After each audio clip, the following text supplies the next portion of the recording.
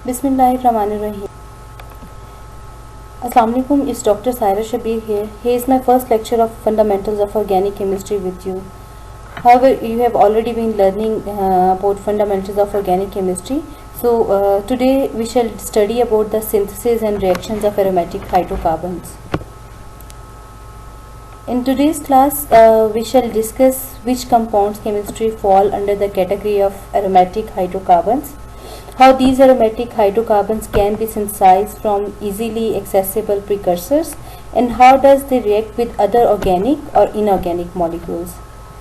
This is what we call synthesis and reactions of aromatic hydrocarbons. Let's have a look on what are the hydrocarbons and how these two terms, that is hydrocarbon and aromatic, are related. Basically, hydrocarbons are hydrogen and carbon containing compounds that are broadly classified into open chain and closed chain compounds depending upon the structure of hydrocarbons. Open chain compounds depending upon the presence or absence of double or triple bond. These are classified into saturated or unsaturated.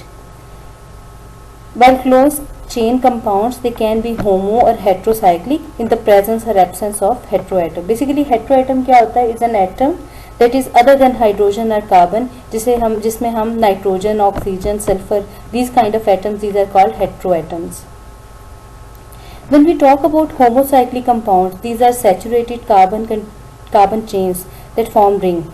But in contrast to homocyclic compounds, aromatic compounds, you can say that when we talk about homocyclic compounds, they can be aromatic and they can be they can be saturated and they can be aromatic. In case if they are unsaturated compounds, we can define them as we say them aromatic. Let's have a look at which kind of compounds are called aromatic hydrocarbons. Basically, aromatic hydrocarbons are defined as the circularly structured organic compounds that contain sigma bonds along with delocalized pi electrons. They are also referred to as arenes or aryl hydrocarbons.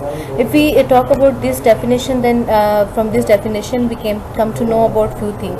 That for aromaticity, there is one thing, that is they should be circular compound.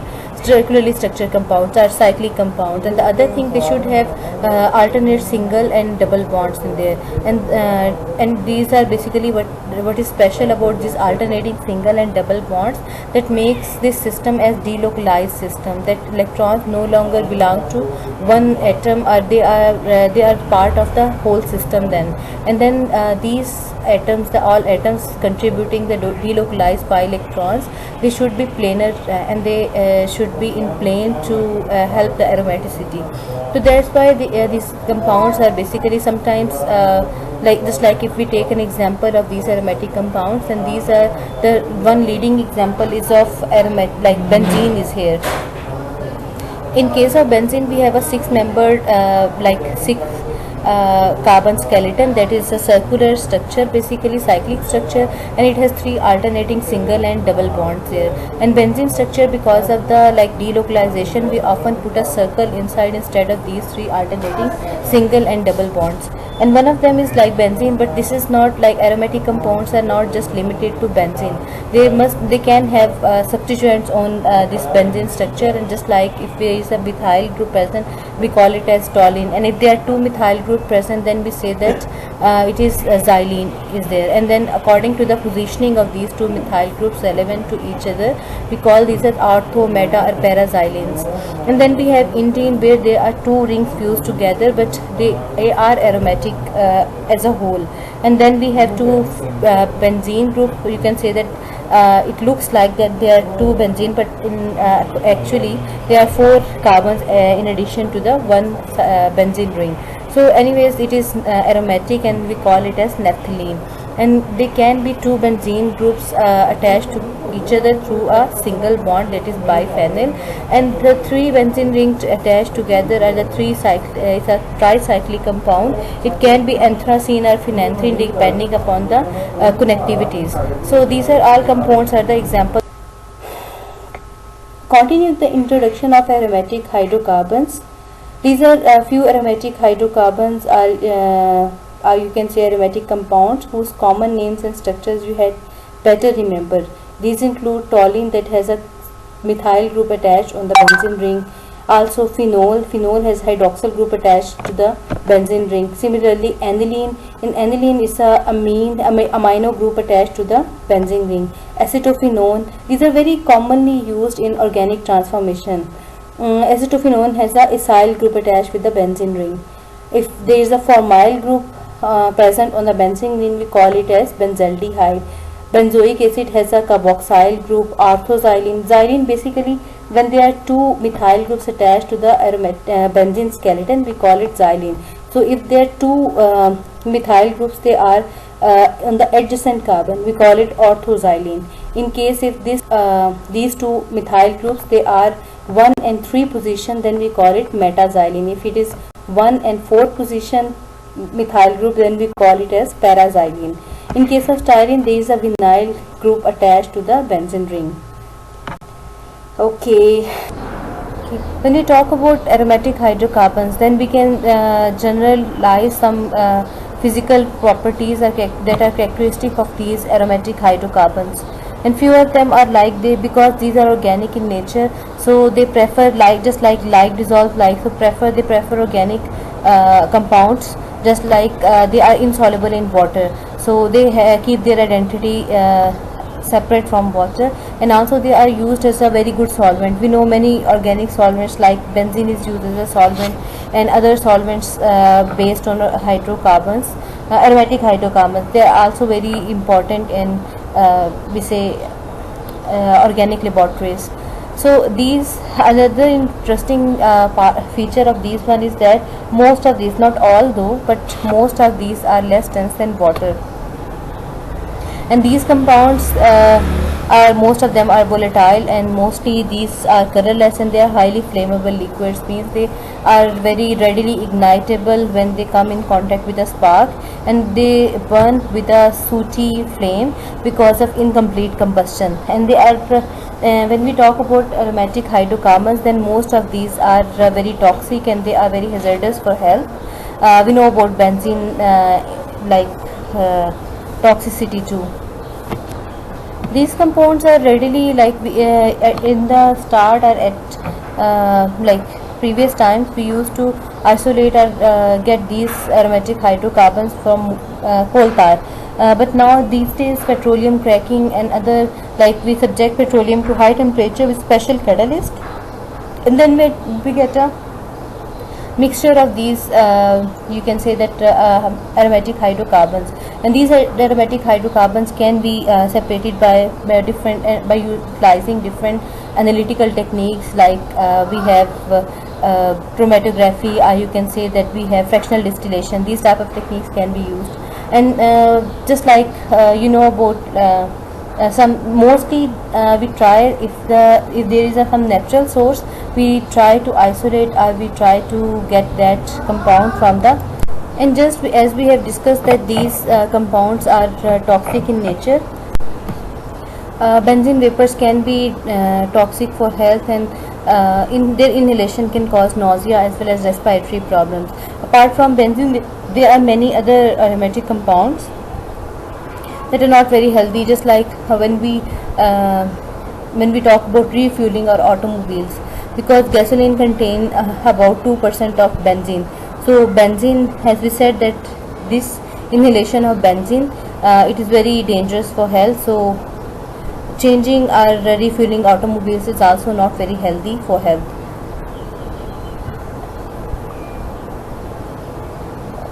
Similarly, when we say that we are being around a cigarette smoker, it does mean that there are some certain organic compounds, just like tobacco is basically one of the aromatic compound. So its combustion also gives these aromatic vapors that are not very healthy for health. Talking about aromaticity, that is the basically property responsible for the different feature or characteristics of aromatic hydrocarbons. Aromaticity is if we talk about the definition of aromaticity, so aromaticity is a property of compound that have certain features like being cyclic or planar. They have planar structures, with a ring of resonating bonds in there. If you talk about resonating bonds, then resonating bonds are the conjugated bonds, or you can say that alternating single or double bonds. They give increased stability compared to other geometric or connective arrangement with some same set of atoms. And basically, when we talk about aromaticity, then aromaticity word was driven from the Greek word aroma, that it does mean the fragrance or smell. And this smell, why aromaticity was it was coined with the term aroma, because the earliest known compounds, just like benzaldehyde or the other compounds, they had some peculiar smells, like some fruity smells, or you can say some pinching smells. So because of these aromas and these fragrances, aromatic compounds, they were like the term aromaticity or aromatic compounds, it was driven. So these compounds, one thing, they should be cyclic. Why cyclic? Because it helps in the delocalization of pi electrons. Planar structure, because the overlap of orbitals become more intense or more efficient. And then we talk about the resonance. Basically, what is resonance? Resonance is for resonance, it is not necessary that the compounds or molecules should be cyclic, but the important thing is that they should be planar. Like the bonds involved in resonance, they should have planar double and single bonds present. So these double and single bonds, what they do, then if we talk about the alternating double and single bonds, then they are basically p orbitals responsible for the pi overlap. So they overlap on the either side of the bond, so it gives them increased overlap, like very efficient overlap, and it helps to decrease the energy of the system. If the energy of the system is decreased, it means that it helps to increase the stability. So these compounds are basically, if we have some hypothetical compounds made by the similar arrangement of atom, but the actual compounds, they are much more stable than those hypothetical compounds. And there are a few examples here, like we have some significant aromatic compounds, and we know that amino acids, they are how much important they are for the living organisms, especially for human beings. They are very important. We have total 22 amino acid, standard amino acid. That out of these 22, 4 are aromatic amino acid. One of them is histidine, then we have phenylalanine, and tryptophan and tyrosine. Similarly, all nitrogenous bases, like the basis of these nucleic acids, they are all aromatic in nature, like adenine, thymine, cytosine, guanine and uracil. It means our nucleic acid, it is must to have these aromatic compounds. So these are very crucial for living organisms, their survival as well as for their reproduction. Similarly, in plants, a very important part is chlorophyll. So chlorophyll is also aromatic in nature. Similarly, when we talk about our blood, then the essential or the most important component of blood is hemoglobin. So this hemoglobin contains the heme units. So heme units are aromatic in nature, like 4 furan rings are aromatic basically. So this is how we can say that aromatic compounds are very important to us, and they are very much stable compounds. Right. Coming to the synthesis of aromatic compounds. When we talk about aromatic compounds, then let's start from the very basic, that is the benzene ring. When we talk about benzene, then benzene basically, benzene is not that compound that was rare in nature. Benzene was already occurring in nature, and it has natural occurrence too. Like trace amounts of benzene were found in petroleum and coal, and it is a basically byproduct of incomplete combustion of many materials. However, for the commercial use until World War II, most benzene was obtained as a byproduct of coke production, that is overcooked, we have coal tar too. So these kind of things that were naturally occurring, we could get them from benzene as a byproduct of volcano eruption too. But however, as the time went by, and we said that the benzene use got enhanced, and that's why the demand of benzene got increased. So today we see that the increase of because of the high demands of the growing polymer industry too. So we got benzene demand got increased, and today most benzene come from the petroleum Most of the benzene, it comes from the petroleum industry, while the other small fraction being produced from the natural resource, that is the coal. But there are few synthetic, if we talk about the synthesis of benzene or benzene type of compounds are their derivatives.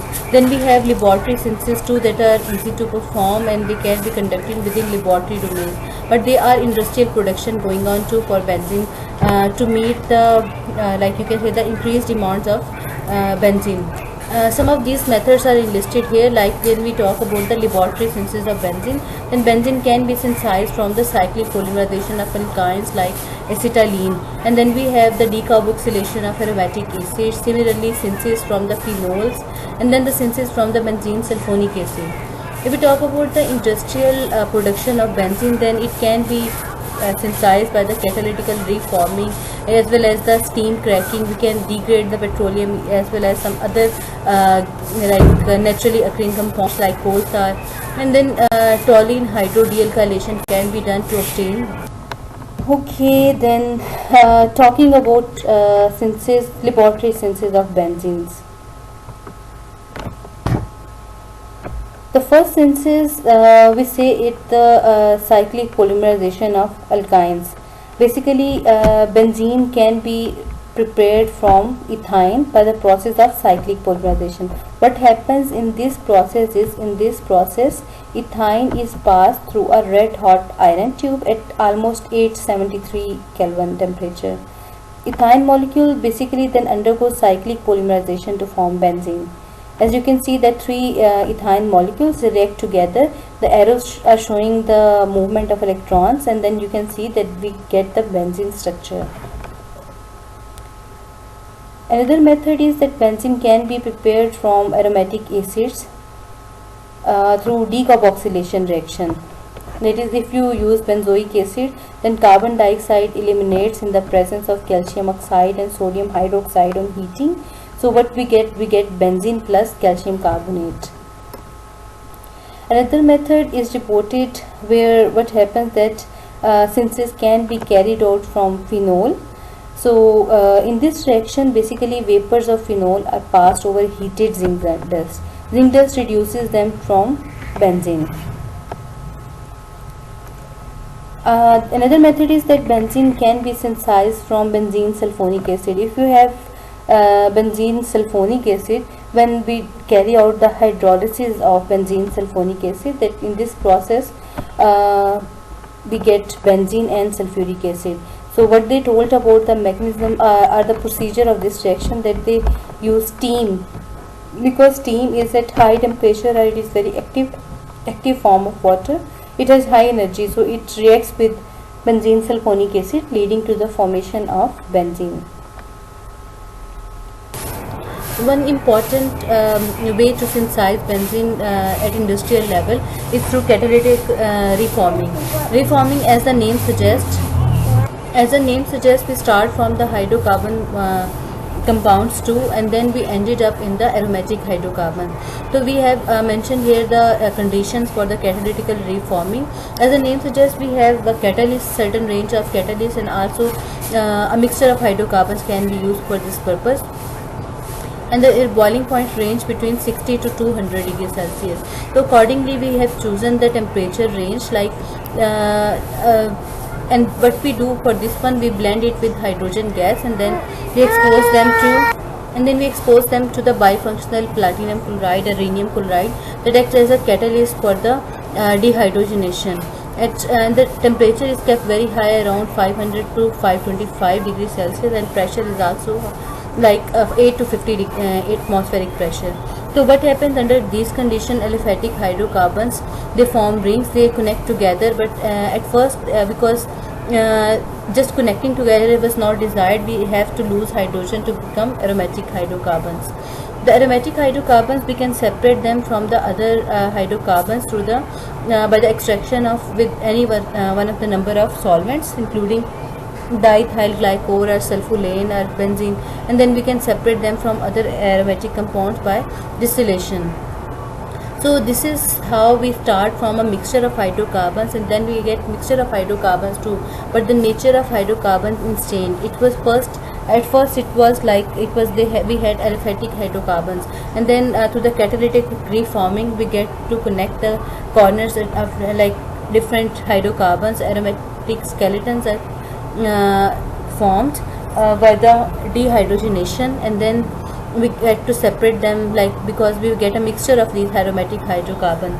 So we use some certain solvents and then extract them, and then they can distill them and then get these fractions separate.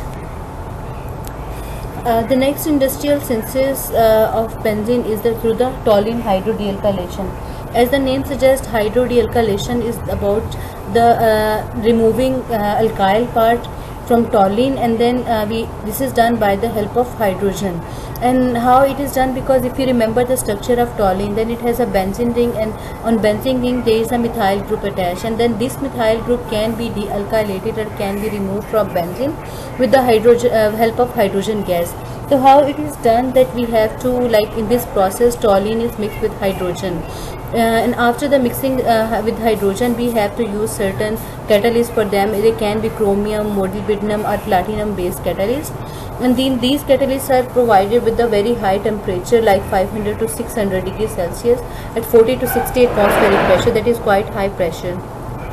At these pressure and temperature, the hydrocarbons, it is also said that so even higher temperature can be used instead of using this catalyst, and under these conditions toluene undergoes dealkylation according to the chemical reaction shown here, where toluene reacts with hydrogen and it yields benzene and methane. The next industrial process for the production of benzene is steam cracking. What we do as in the steam cracking is basically it is a process of producing some unsaturated hydrocarbons like ethylene and other olefins from aliphatic hydrocarbons. As the name suggests, we use the steam in here, but depending upon that which kind of you can say the feedstock, or you say that starting materials are used, the product can also be changed. Just like depending upon the feedstock, the olefins are changed. Steam cracking, basically it can produce benzene rich liquid byproduct, and this byproduct is called pyrolysis gasoline. And by pyrolysis gasoline, this is the basically byproduct, but this byproduct can be blended with other hydrocarbons or the additives, and then it can be used to, we can distill this hydrocarbon to get different components, and by after one of these components is the benzene. Now we shall discuss the reactions of aromatic hydrocarbons. Basically there are four types of reactions. We call them electrophilic substitution reaction, nucleophilic aromatic substitution, redox reaction, that is reduction or oxidation reaction, and coupling reactions. Okay, one of the most common way aromatic hydrocarbons undergo reaction, you can say that most of the time the reactions that are in which aromatic hydrocarbons are involved, these are electrophilic substitution reaction. When we talk about electrophilic substitution reaction, it means that they are some electrophiles that can attack benzene ring, and these electrophiles they substitute certain other electrophile on the benzene ring. So which kind of, because electrophiles can only attack on the nucleophilic position. We have discussed that aromatic compounds are like, the aromaticity is basically driven by the conjugation, and conjugation is the overlap of p orbitals together, on extended overlap of p orbitals because of the resonating bonds. And if you have a look on the electronic cloud, because in the pi bond the electron density, it becomes it increases above and below the plane of containing the nuclei. So in here the electronic clouds, they are more exposed and they are very intense here because of the extended overlap. And but one thing is that it can act as a nucleophile. So that's how electrophilic substitution reactions takes place. They find attraction in these exposed electrons. But on the other hand, we see that these aromatic systems, they are very much stable. They are not very, don't want to react, because why they don't want to react? Because they are very stable compounds and the energy of the system is very low. So in order to like like if you want to react with certain very stable compound, it means that you have to be strong enough to disturb the stability. It means that the electrophile that needs to react with the aromatic compound, it should be strong enough to disturb this aromatic stability. That's why we have to generate very strong electrophile if we want to react with these aromatic rings. So the reaction, how it happens, that first of all aromatic, this electrophile, it gets attacked by this. If there is a strong electrophile means it has a very high deficiency of electrons in it. So if there is such a electrophile present in the vicinity or in the environment of this benzene ring, or you can say aromatic compound, so these electrons can attack on this electrophile. So after the if the attack is done on this electrophile, so aromatic stability is like decreased or it is disrupted. So these electrons are given to electrophile, and here we get a sp3 hybridized carbon atom, but there comes a positive charge on the adjacent carbon atom. But this positive charge doesn't stay stable on one carbon atom, because there are so many p orbitals that can accommodate its positive charge. Just like this p orbital can give its electron to this positively charged carbon, because this one is also empty p orbital, you can say. So it keeps moving, that there is one electron keeps moving here and then here, so positive charge get distributed on all this ring, and this we get a intermediate type of complex. We call it as sigma complex. Why sigma complex? Because there is a hydrogen bond sp3 hybridized carbon present in here. And then in the next step, what happens, that there is a base that can abstract this proton, and the driving force behind this step is like when the hydrogen leaves, then the electron goes to the next carbon to accommodate the positive charge, and when positive charge is neutralized, we get the aromatic stability again. So the stability is the driving force here. When the stability is obtained, then we get if you compare the final product from with the starting material, then everything is same except there is one electrophile that has replaced hydrogen. So hydrogen is the H plus, you can say proton was the leaving electrophile, or here is the electrophile was attached here. And then if you think about this reaction, then here we had one this one electrophile has substituted. Okay. Continuing the same electrophilic substitution reaction, there are different variations, like you can say the different possible explanation. When we change electrophile, like in case of halogenation, we have we substitute this hydrogen by a halogen, and there is the electrophile is different, that is the brominium, or you can say halogen. इस पे halogen होगा जिसपे positive charge होगा, ठीक है. Sulphonation, that's a different thing, and जिसमें आपके पास जो है वो आप सल्फोनेट ग्रुप जो है वो इंट्रोड्यूस करवा रहे हैं, और benzene in nitration you introduce NO3 group, ठीक है. तो NO3 जो है वो इस केस में जो है वो आपके पास डिफरेंट इलेक्ट्रोफाइल यूज़ करके we can replace hydrogen and get the particular electrophile on the benzene ring. Friedel-Crafts alkylation में जो है वो we have different alkyl groups, or you can say that acylation is also done by Friedel-Crafts. But in सब में जो है वो the same mechanism is used. That is there are two-step reaction. In one step, what happened, that the electronic load of benzene, it attacks on the electrophilic center, or you can say the electrophile that has, there is some group that has less electrons, so it needs electrons. So what happens, that electronic load basically attacks on electrophile. So this is what we call arenium ion, जिसके हमने पहले जो है वो sigma complex भी कहा था. वहाँ पे सिग्मा कम्प्लेक्स में हमने देखा था that there is a carbon where at first there was one hydrogen, but now after the breakage of, yeah, you can say the movement of double bonded electrons, what happens, that one carbon is sp3 and one is positively charged, because it lacks electrons now. So on one sp3 hybridized carbon there is E and H attached together, but this positive charge, it keeps moving on the ring. So at one time it's present on the ortho position to E group or electrophile, then next time it moves to the para position. There is a positive charge on the para position, and then it moves and again it goes ortho to E. So this, because it keeps, this is what we call resonance, it keeps delocalized over the ring, so we call it as sigma complex or rhenium ion.